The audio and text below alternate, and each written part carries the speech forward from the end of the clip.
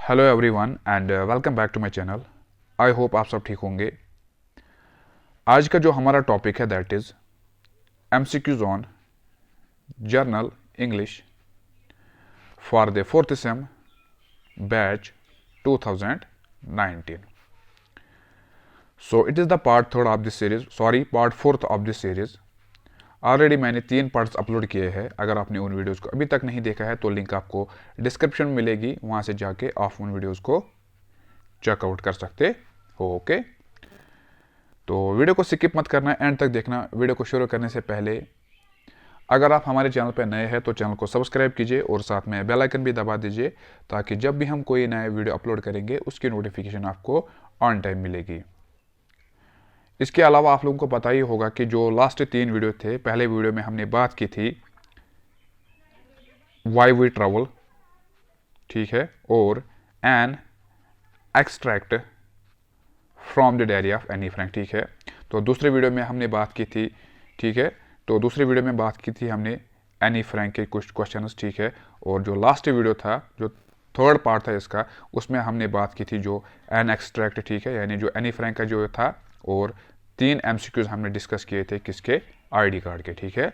लेकिन ये जो वीडियो है, इस वीडियो में आज हम और 10 एमसीक्यू डिस्कस करने वाले हैं जो कि किसके रिलेटेड रहेंगे, आईडी कार्ड, ठीक है, जिसको लिखा था किसने, महमूद दारविश ने। Okay, so without wasting further more time, let's get started from the question number 1. So question number 1 is the poem ID card is written in the form of. तो इस क्वेश्चन में हमने ये बताना है कि ये जो पोएम आईडी कार्ड है इसे किस फॉर्म में लिखा गया है, ठीक है, यानी इसे किस सूरत में लिखा गया है, ठीक है। क्या इसे डायलॉग में लिखा गया है, लिरिक, बैलेड या फिर प्रोज, ठीक है। तो इस क्वेश्चन का जो करेक्ट आंसर है वो है option number A, that is dialogue, ठीक है। The poem ID card is written in the form of dialogue, ठीक है। इसे लिखा गया था किस सूरत में, डायलॉग की सूरत में, ठीक है। आप सबको पता होना चाहिए कि डायलॉग हम किसे कहते हैं। So dialogue is a poem composed of conversation between two fictitious speakers. Okay, so ये जो डेफिनेशन है ये भी लिखना, और इसके अलावा each of whom expresses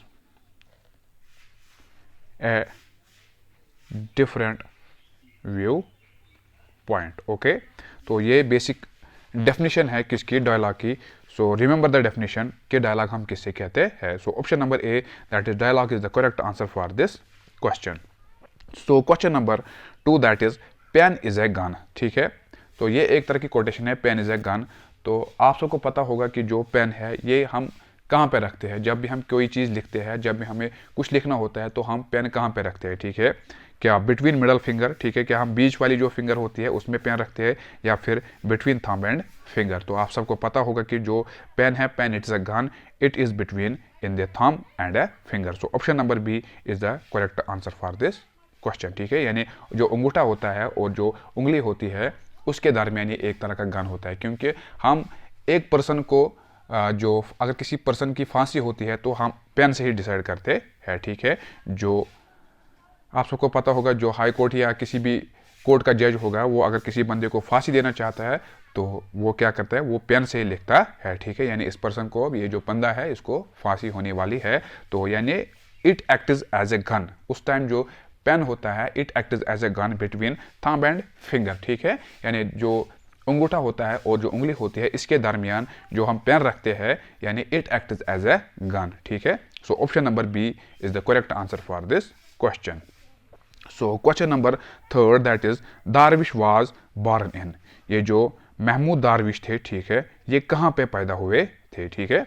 और जो हमारे पास ऑप्शन है वो है अल सहारा, दूसरा है अल हुदा, तीसरा है al Birwa and the last option is al Quds, ठीक है।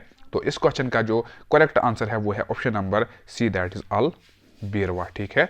So option number C is the correct answer for this question. So question number 4, that is the poem ID card was published in the year of। तो इस question में हमने ये बताना है कि ये जो पोएम आईडी कार्ड है, ठीक है, इससे पब्लिश किस साल में किया गया था, ठीक है। और हमारे पास जो ऑप्शन है वो है 1962, दूसरी ऑप्शन है 1963, next option is 64 and the last option is 65, ठीक है।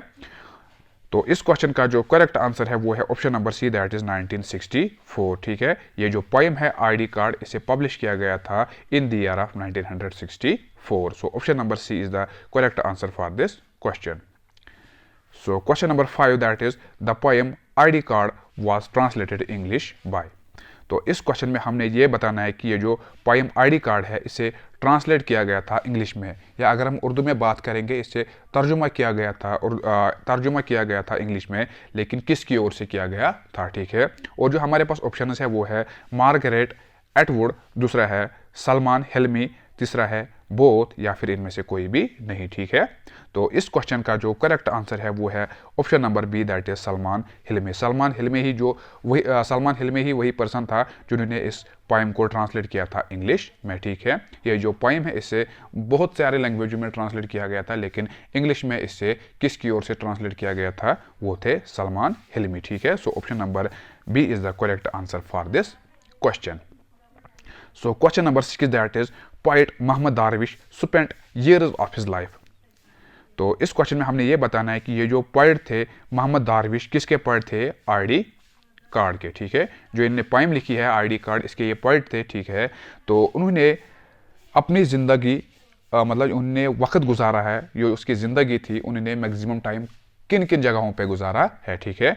यहाँ पे ऑप्शन है लेबनान, सियारो, पेरिस, ऑल ऑफ द एबो, ठीक है। तो इस क्वेश्चन का जो करेक्ट आंसर है वो है option number D, that is all of the एबो, क्योंकि उन्होंने अपनी ज़िंदगी के कुछ लम्हात लेबनान में भी गुजारे थे, सियारो में भी गुजारे थे, और पेरिस में भी गुजारे थे। So option number D is the correct answer for this question, that is all of the above, okay. So question number 7, that is Mohammad Darwish earned the Lenin culture prize from.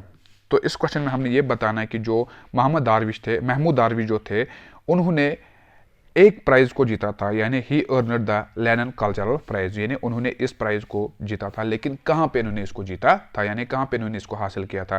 क्या उन्होंने इसको Lennon library में हासिल किया था, Lennon foundation, Lennon academy, या फिर इनमें से कोई भी नहीं, ठीक है। तो इस क्वेश्चन का जो करेक्ट आंसर है वो है option number B, that is Lenin foundation, okay. So option number B is the correct answer for this question, यानी जो महमूद दारविश थे उन्होंने हासिल किया था लेनन कल्चर प्राइज को, कहां से? लेनन फाउंडेशन से, okay. So option number B is the correct answer for this question. So question number 8, that is the cultural scheme theme of the poem ID card is. तो इस question में हमने ये बताना है कि ये जो पोएम आईडी कार्ड है इसकी कल्चरल थीम क्या है।